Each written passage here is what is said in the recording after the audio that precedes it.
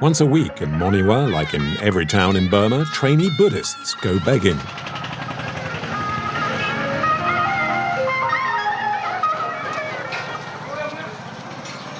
The custom is that people will give them food and money. Onko is too busy repairing his truck and doesn't notice them. Give me some pliers. Onko is just 25 and already owns his small transport company. His only possession is this pile of rusting metal, twice as old as he is, and which, by some miracle, still works. I bought this truck 2 years ago now. I've changed every piece since then, one after another, when I could afford it. The truck is very old. It's more than 50 years old now. I want to buy another one, but I can't afford it. A new one would cost 4 or 5 times as much. So I gradually change parts to keep it running.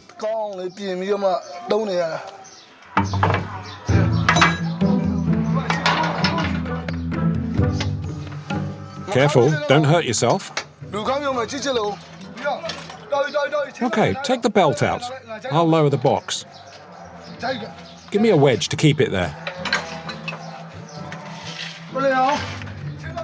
Unko has removed the engine to repair the clutch and the gearbox.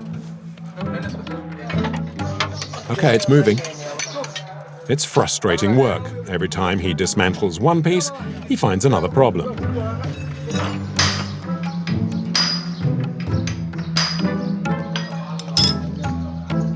About 15 parts need repairing. It will take all day to get the truck working again.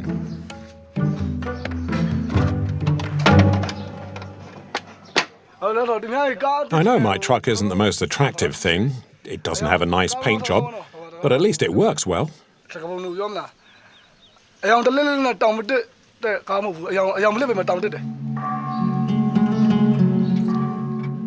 The next day, he leaves at sunrise.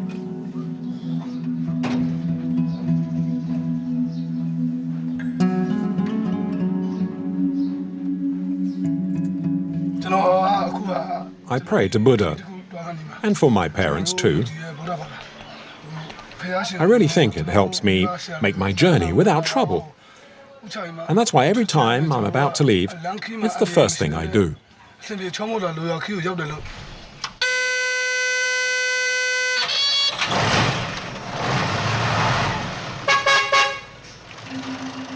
On each journey, his truck becomes his home, where he spends part of his life.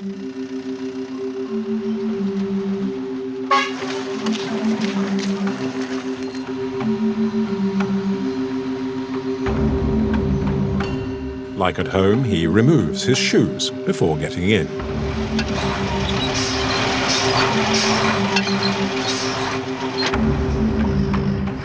I don't wear shoes out of respect for the truck.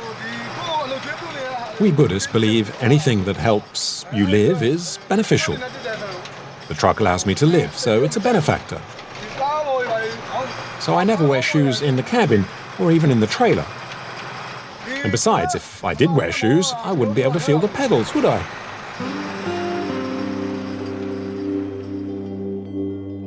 Unko will travel 220 kilometers to reach Kalemyo to pick up a cargo of wood.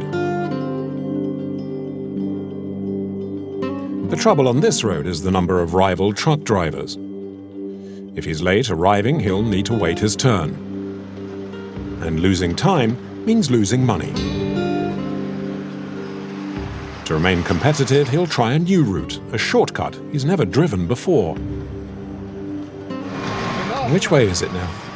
Ah, this way's best. He's been told the shortcut will save him 2 hours. But first, he needs to cross this bridge. Ni-Yung, his co-pilot, considers their options. I'm afraid the tunnel's too low for the truck. That's why I'll guide him.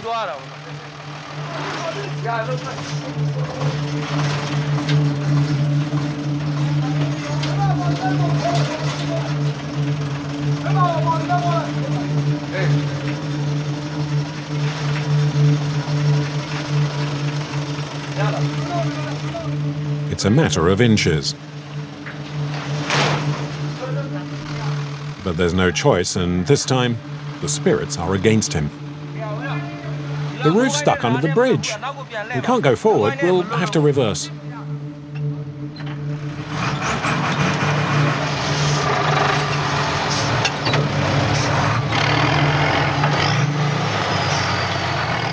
Onko has to turn back, but his troubles are only just beginning. His ancient truck doesn't have front-wheel traction, and he ends up in the ditch.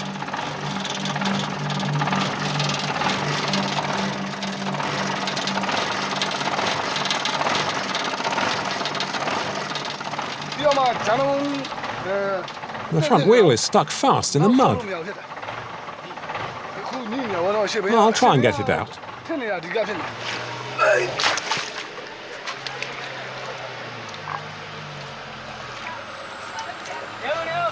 Try as they might together, it's impossible. They'll need help.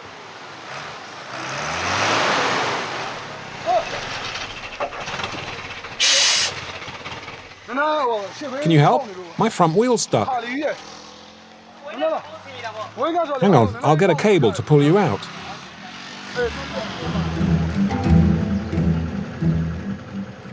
Reverse. And tell him to stay on the left-hand side of the road. To the left, go on. Okay, stop.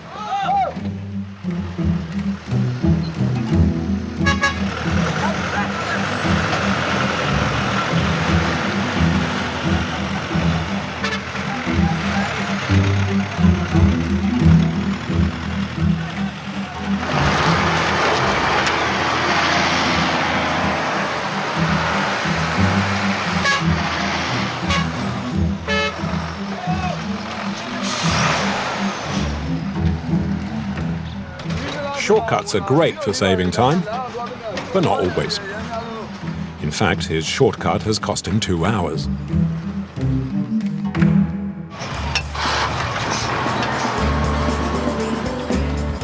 Onko is just halfway to Kalemio.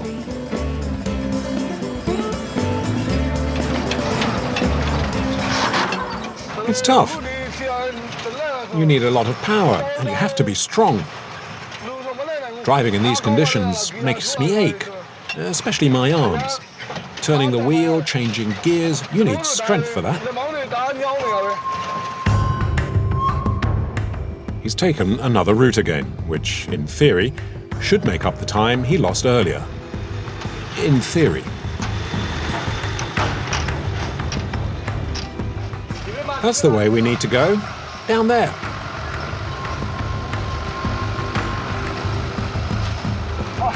And it's very slippery.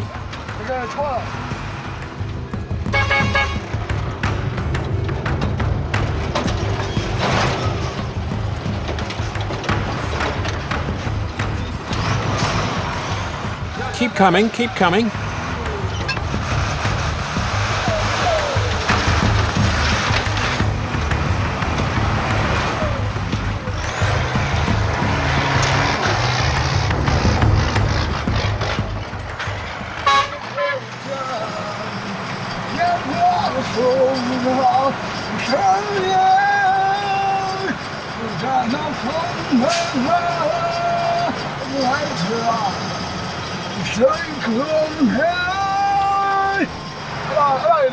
Me, I didn't want to be a full-time driver. My passion was art, music.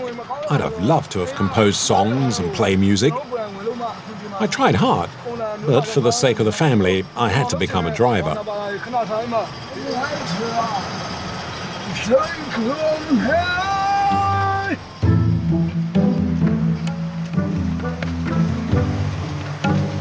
On Onko's old truck, the engine's ticking over nicely, but the shock absorbers gave up the ghost a long time ago. Worn out by all the shaking and bumps, Onko is exhausted.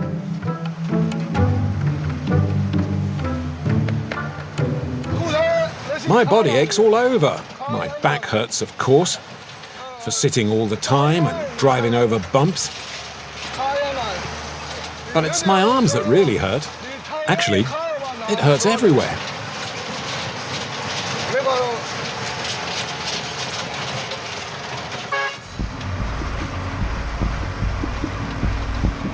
Fatigue gets the better of him and Anko takes a rest.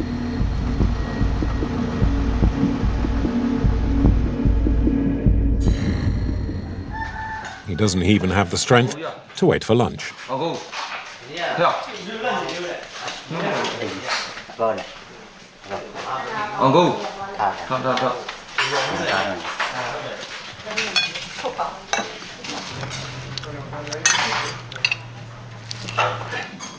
Anko has recovered, but he's also wasted 40 minutes. He's determined to arrive before nightfall. Another 8 hours to go.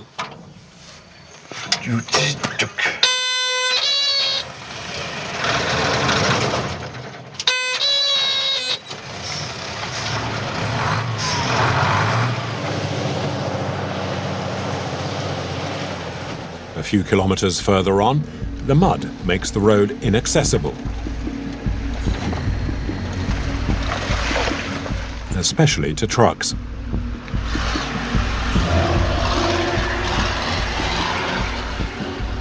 This one's from Kilometer, which is where Anko is heading. He asks for news, and the driver advises him not to take this route. This road is hell. I lost a tire and had to replace it. With all the turns and mud, the tires don't last for long. I was stuck for 4 or 5 days. There are cars that have broken down and others that have been submerged. You can really get stuck.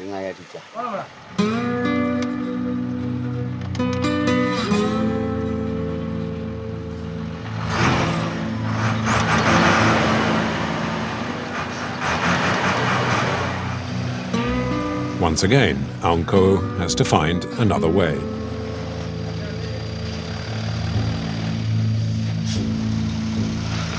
Keep going.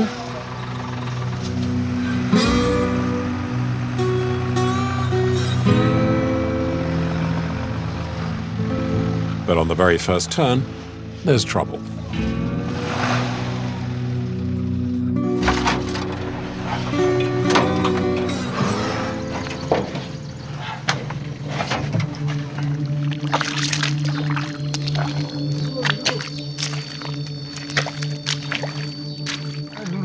Already with your own weight you sink, so you can imagine with a truck. I can't see any cars. If you get bogged down here, it could be for a month. And it's worse if it rains. I think we ought to start up again. Nini, walk along. No, it's no good.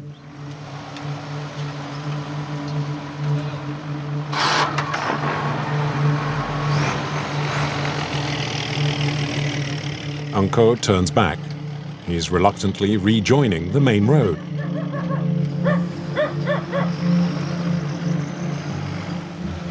He doesn't want to take any more risks, and once again a shortcut costs him precious time.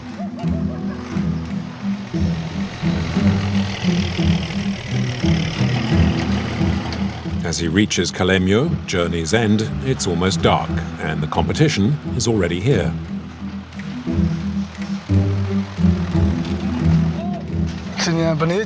Now I need to register at the cargo office, so I can load up when it's my turn. You never know how long that will take. The delay can drag on for a day, even 2 or 3, before he can load up with the timber. If all goes well, he'll earn €250, enough to provide for his family for several weeks.